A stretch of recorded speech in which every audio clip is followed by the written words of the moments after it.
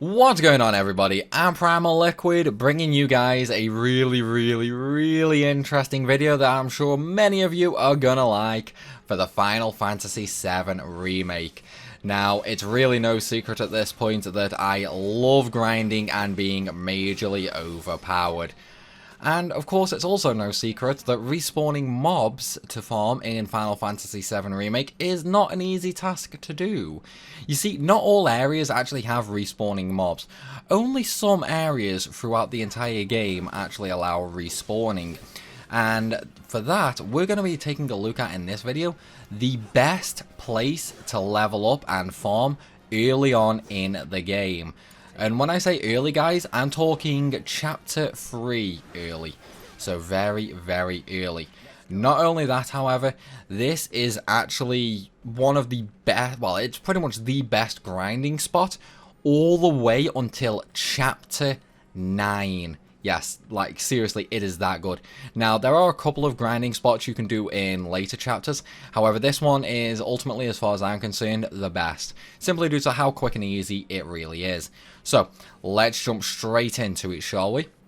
First things first, this grinding spot specifically is for EXP, Gil, and AP. Yes, all three of them. There are some grinding spots later that are better for EXP or AP, but not Gil, and so on and so forth.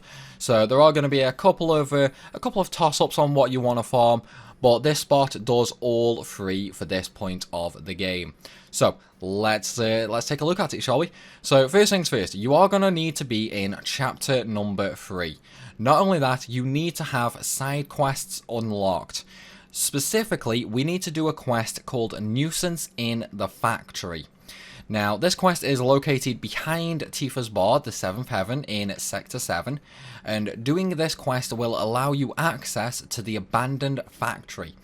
Not only that, once you've done the Nuisance in the Factory side quest, go back out of the factory, and just near the entrance there will be another quest which I can't remember the name of it. It's just flew in from the graveyard. That's it. Now, once you accept that quest, that will also send you back into the factory for sort of a semi-optional boss fight. Defeat that boss and then turn in the quest. Once these two quests are done, you can easily farm the mobs inside the factory just by doing laps around the factory itself. So, here's what I do. First of all, when you start at the entrance of the factory, go to the first room with the mobs in them. Kill all the Gorgas in there, and then leave that room. Go up to the first cross section and turn left. Now, you'll be taken to another small warehouse unit with Gorgas in it. Kill them in this room, and then once again, you've got a three-way choice of where to go. You can go straight onto a vending machine or a blue bench. You can go left to another warehouse unit, or you can go back the way you just came.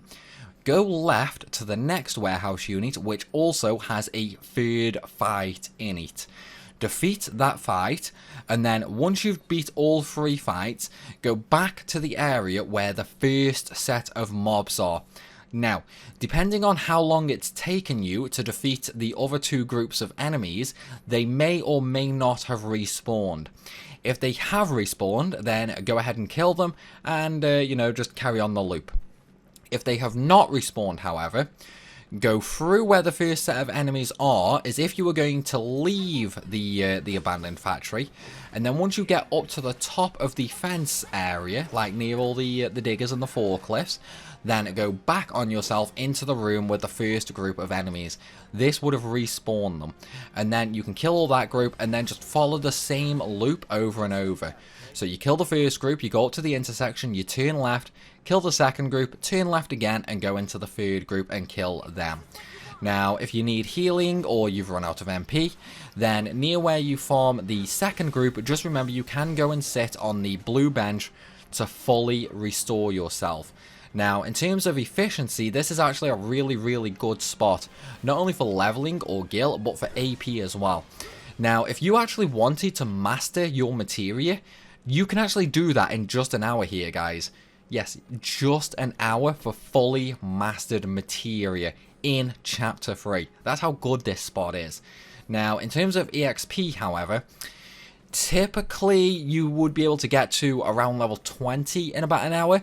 However, because of the way the EXP curve increases, once you get up past level 20, you sure can still gain a couple of levels, like that's not a problem at all. However, it is going to start drastically slowing down after level 20.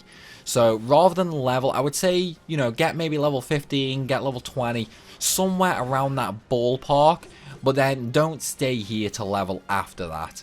Now, as for materia, again, it's really easy. It only takes an hour to fully master all your materia. So go ahead and knock yourselves out with that. Gil-wise, an hour pretty much gives you about 12 to 15,000 gil. So again, you be super rich, guys. Now, in Chapter 3, there is one other spot for grinding, which is the Scrapyard Boulevard. However, that spot is really not that good, if I'm honest. It's quite bad.